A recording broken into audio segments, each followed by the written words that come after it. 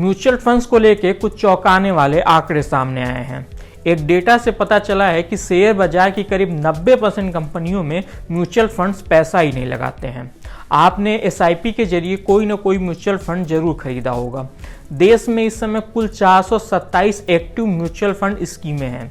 इसमें से 95% स्कीमों ने सिर्फ 382 शेयरों में ही पैसा लगाया हुआ है।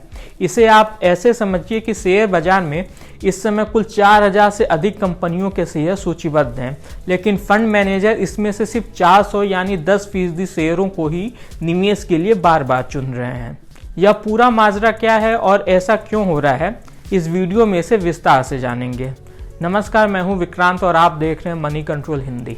एक और फिनटेक और कैपिटल माइंड ने मिलकर म्यूचुअल फंड इंडस्ट्री से जुड़े कुछ आंकड़े जुटाए हैं। इस आंकड़े से पता चलता है कि करीब 95% एक्टिव म्यूचुअल फंड ने कुल सिर्फ 382 शेयरों में ही निवेश किया हुआ है। वहीं अगर आप निवेश की राशि को देखें तो इनके कुल फंड्स का करीब 80% पैसा सिर्फ 178 शेयरों में और 60% पैसा सिर्फ 79 स्टॉक्स में लगा हुआ है। इस बारे में जब कैपिटल माइंड्स के फाउंडर दीपक सिनॉय से पूछा गया तो उन्होंने कहा कि इससे म्यूचुअल फंड इंडस्ट्री की एक बड़ी समस्या क्या पता चलता है। इंडस्ट्री की पैठ सिर्फ बाजार के सीमित स्टॉक्स तक है।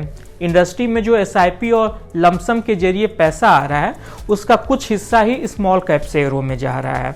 अधिकतर फंड मैनेजर बड़े शेयरों यानी लार्ज कैप शेयरों को ही पैसा लगाने के लिए चुन रहे हैं।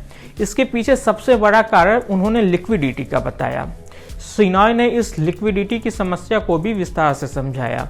उन्होंने कहा कि इस समय देश का जो सबसे बड़ा स्मॉल कैप फंड है उसके पास करीब 37,000 करोड़ रुपए की राशि है, लेकिन इसके उलट जो सबसे बड़ा स्मॉल कैप स्टॉक है उसकी आज के तारीख में कुल मार्केट वैल्यू महज 17,000 करोड़ रुपए है।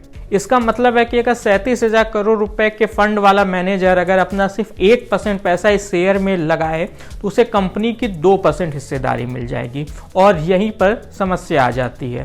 पहली बात कि इन स्मॉल कैप शेयरों में प्रमोटरों की हिस्सेदारी काफ़ी अधिक होती है। ऐसे में बड़ी हिस्सेदारी लेने में दिक्कत आती है।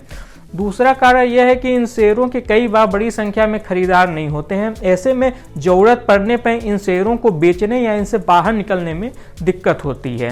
कैपिटल माइंड की वशिष्ठा अय्यर ने भी इससे सहमति जताई और कहा कि जितना बड़ा फंड होता है उसे शानदार रिटर्न हासिल करने में उतनी ही दिक्कत आती है।